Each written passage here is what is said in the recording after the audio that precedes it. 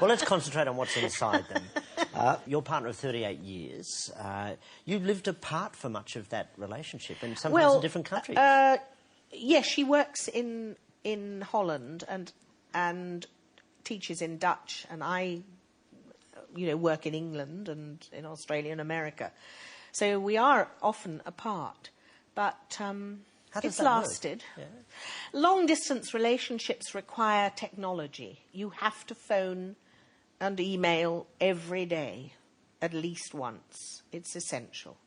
Have you and your partner lived together for any period of time? Yes, yes. And did that work? Was that good? It did, and I hope we will very soon when she retires. And then I think we will live together. And it'll be quite scary because I don't know what it's like living forever with somebody. Will be a new experience. I am so grateful to have found in my life a wonderful person to love me and for me to love. I am incredulous at my good luck. And so to think that I might have her in the house together with her all the time, which is something that most married people have, as a matter of course, it's just a thrill. So I'm really looking forward to that. Last quote I'm going to throw at you. That my parents should have a daughter like me is quite extraordinary. Why is that? Yes.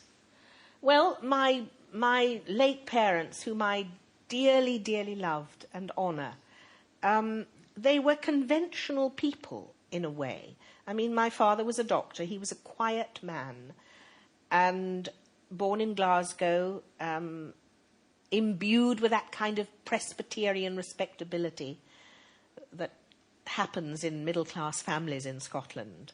And he would always say things to me like, your hair. Could you do something about it? They would always want me to be more conventional, more normal. You have that wonderful phrase about the tall poppies in Australia.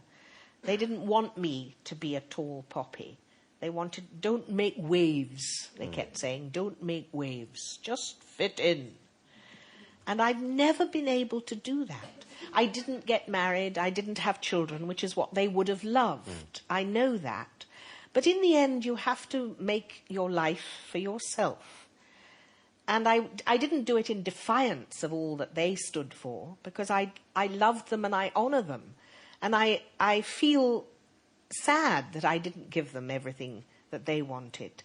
But I did my best. I looked after them when they were ill, both of them, and I think of them every day and adore them. But I wasn't the daughter that they expected, I think. You described your family as fortress family. What did that mean? Mummy said that you should never talk about anything that happened in the family outside. And there was just me and my father and my mother. She felt that anything that happened in the family, between the three of us, was only for consumption in the family. Now, you see, all the things that I've said to you today, she would be appalled at. I can't think of a single thing that she would blink at. No, they would have hated it. They would have thought I wasn't behaving like a lady. Both your parents obviously knew you, even though you weren't the daughter perhaps that they were hoping to shape. They knew you for who you were. When you were 17, you applied to a well-known artist to be a life model, a nude model. Yes. And your parents gave their blessing, didn't they? I can't understand it. Yes, it was an amazing thing.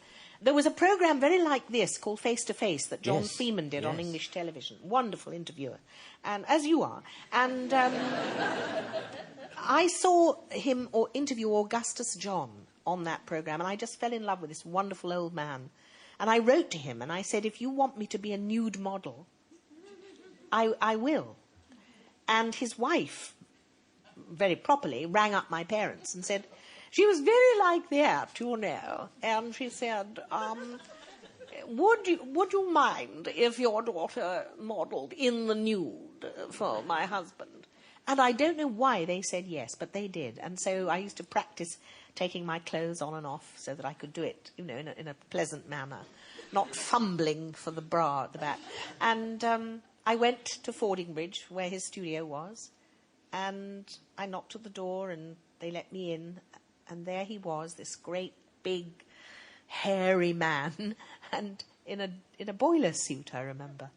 And he said, Come in. Do you play shove halfpenny? I said, no. I wasn't quite sure what it was, actually.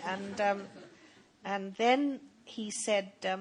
Right, we'll go to the studio and take your clothes off. And I took my clothes off expertly and quickly. And then he said... Climb that ladder. Now, it's all very well climbing a ladder when you've got clothes on. But when you haven't, you feel strangely vulnerable, let's say. Anyway, I climbed the ladder. And he looked at me.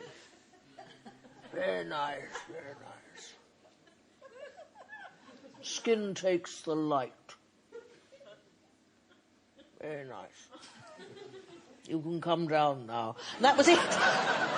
He wasn't painting me up there. He just wanted me to see me climb the ladder. I was terrified you were going to find out what shove halfpenny was up there, but thank God. But it was a wonderful experience. Yeah. I'm glad I did that.